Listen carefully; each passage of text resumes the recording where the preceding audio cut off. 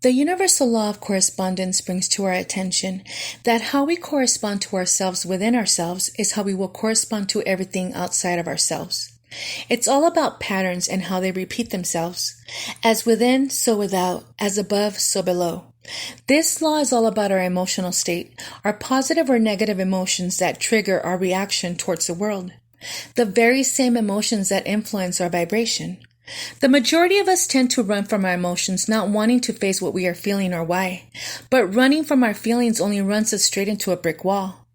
This law encouraging us to face our fears, we can be haunted by a ghost we confront.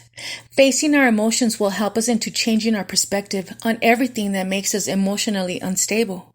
This law is about self-healing by guiding us into releasing the past, letting go of the negative emotions that are affiliated with our past, so that when we do look back at our past experiences, our thoughts about the past can be encouraging and not debilitating. Because debilitating thoughts have a negative influence on our vibration and in turn our frequency. Being grateful for the lessons learned is one way of looking at our past. Now, every rejection, every failure only meant to strengthen us and not break us. Life lessons, not a life sentence. That now that we know better, we can do better, choose better. That our rejections are our protection from those who can't see our worth, our redirection back on our rightful path. An attitude of gratitude helps us transmute our pain into a gain by raising our vibration and elevating our frequency to one of the highest of frequencies in our universe.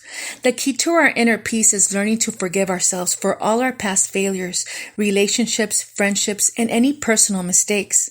Failing at something simply means you get to begin again with a better understanding of what to do, what not to do, where to go, where not to go. Priceless knowledge. Now, yesterday is history, and holding grudges and staying angry about something that is out of our control only holds us back energetically. A very powerful Buddha quote says, holding on to anger is like drinking poison and expecting the other person to die. Meaning it only hurts you to hold on to negative emotions for something that has already transpired, over something you can't change, lowering your vibration to a slow dance pace and bringing your frequency down to a low realm. For nothing. It's a lose-lose situation. Now, our mistakes are necessary for our growth. Without them, we would be wandering through life inexperienced, oblivious to what works and what doesn't. Experience is where it's at. Remember, you are not in control of anyone else's actions but your own.